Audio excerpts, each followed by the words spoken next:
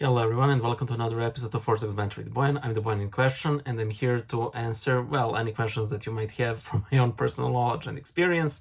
And today we have a rather controversial question that, it probably won't ruffle too many feathers, and I'm going to read this question in entirety because I think it's rather interesting.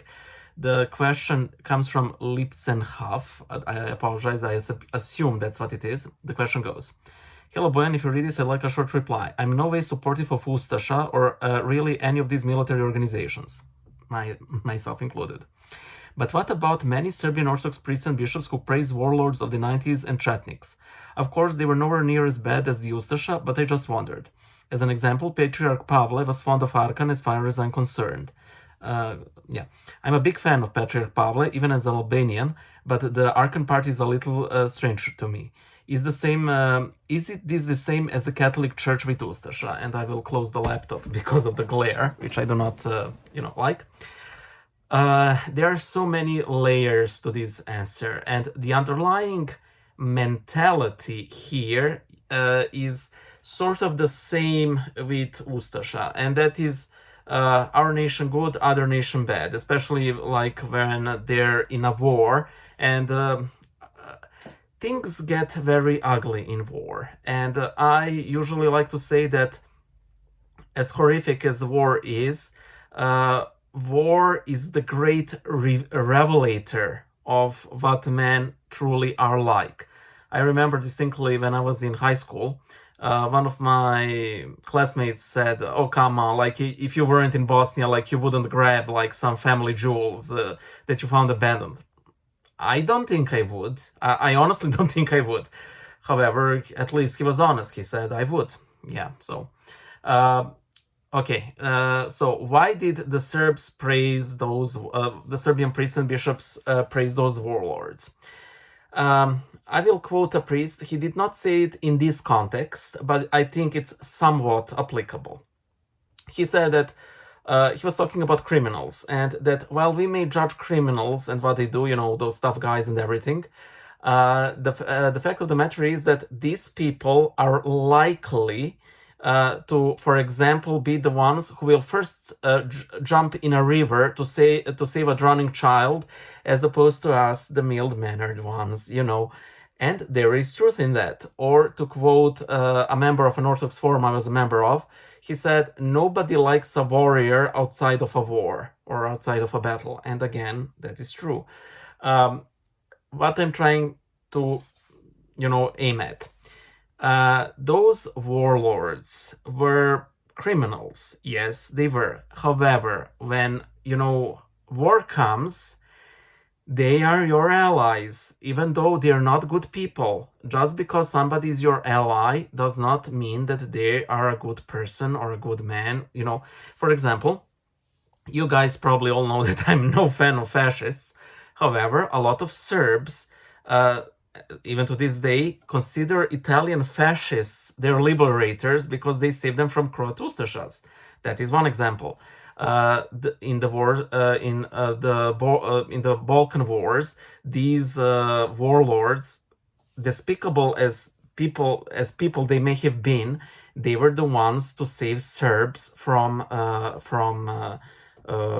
Croats, from Bosniaks, from all these paramilitary organizations, and the opposite is true for their side. For example, Nasser Oric, who is de facto criminal, was probably seen as a hero by a lot of Bosniaks when he saved them from Serbs. And, it's a maelstrom of evil and still people being saved by people who aren't good people. During a war, it's easy to oversimplify things, but sometimes you need to do that for so to say diplomatic purposes.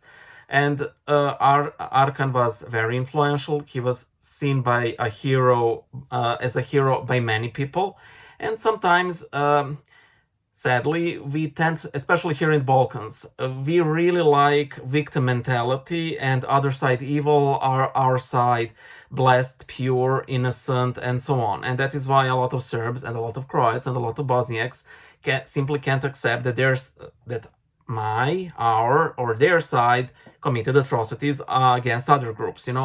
I once saw this terrific, I mean, once, like like 2 weeks ago. It was a comic. So you see these two castles, two walls, like two ports, two ships, and sea, and there's a mirrored description, like our holy nation, their barbarous hordes, our holy traditions, their pagan customs, us good, them bad, and I think that, in all honesty, when we pursue truth and we love truth, we simply need to be open and direct when it comes to evil. By the way, again, this is very easy for me. I'm just some random YouTuber during peace recording in my room. If I were a bishop, I might be saying a different story. And I don't honestly think that I am necessarily a hypocrite for doing so, but there are many more stakes that I need to take care into account. People aren't perfect, and a lot of times people accept the ideological or political stances of saints as, blessed, holy. The Holy Spirit does not whisper to them about politics, in such a way. A lot of times some saints are like saints despite their ideological stances. So that episode with Archon and Patriarch Pavle, I mean, he simply saw, probably simply saw Archon as a slandered protector of Serbian people. And again, that is why, I mean, that is essentially why we commanded not to judge. Okay, we need to render proper judgment, yes, but even with that, we need to be aware that absolutely mostly, we have no clue what's going on. I'm absolutely certain that there were a lot of Croats who were members of Ustašas, or who supported the independent state of Croatia in Second World War, but were against like the atrocities committed against the Serbs. Actually, I recently read about two Catholic bishops, Petar Čela, I think, and what was the name of the other? They weren't part of Ustaša, but the first one that I mentioned, he supported the independent state of Croatia, but then when his support sort of wavered when he saw what they were doing to the Serbs, and he went as far as like talking directly to Ante Pavelić to stop atrocities against Serbs. Now that man, in my opinion, like, I don't know. I honestly believe that that man is saved, honestly, because he tried to call attention to horrible injustice, and he suffered a lot from communists later on. He was going through prisons. He barely kept his life because he had tuberculosis in horrible conditions and so on. So,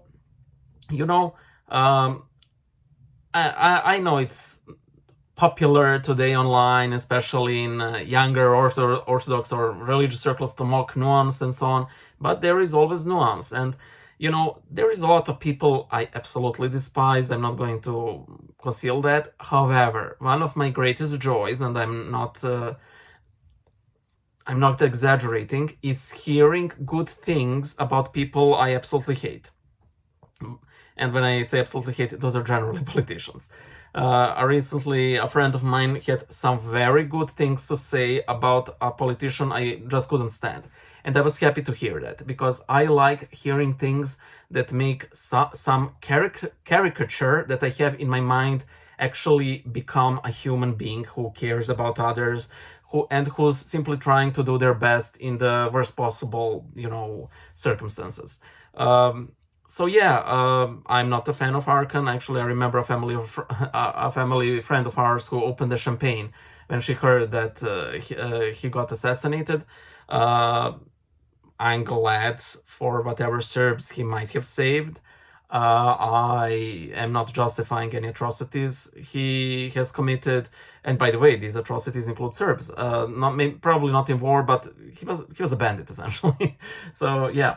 That's about it. I don't have much to say. So, but just bear in mind that, especially with saints, people assume that saints are clairvoyant about everything. They're not. Clairvoyance is a rare gift that is generally given, and when it's given, to ascetics, especially spiritual fathers, in order to help their spiritual children. And generally, you will see clairvoyance when somebody's trying to conceal some sin and so on. That does not mean that every saint knows, like they go to vote and they have this saint vision of, oh yeah, these will do this will, and then they opt for something. No.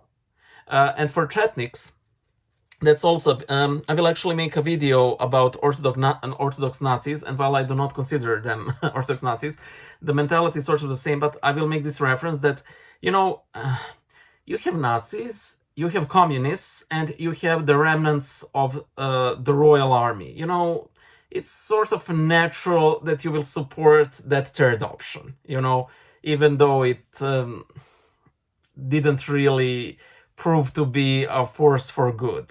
I mean, I don't think any particular side in this in the World War II in Kingdom of Yugoslavia was particularly good, but at least communists and chetniks were better than the Nazis. So yeah, that doesn't make them good, but at least it doesn't make them as bad. Of course, I mean, we can never support the communist ideology because we know precisely what harm it did in Christianity. In fact, in Yugoslavia, it was rather subdued compared to the Soviet Union, but still, it wasn't good, and it was you couldn't practice your religion openly. I don't think that there were some martyrs, but not a whole many, especially not compared to Russia. But yeah. Ideology is just complicated, and I honestly hate whenever politics, puts its paws on religion, and of course it will, and vice versa. So, yeah, I hope I answered your question. Bye.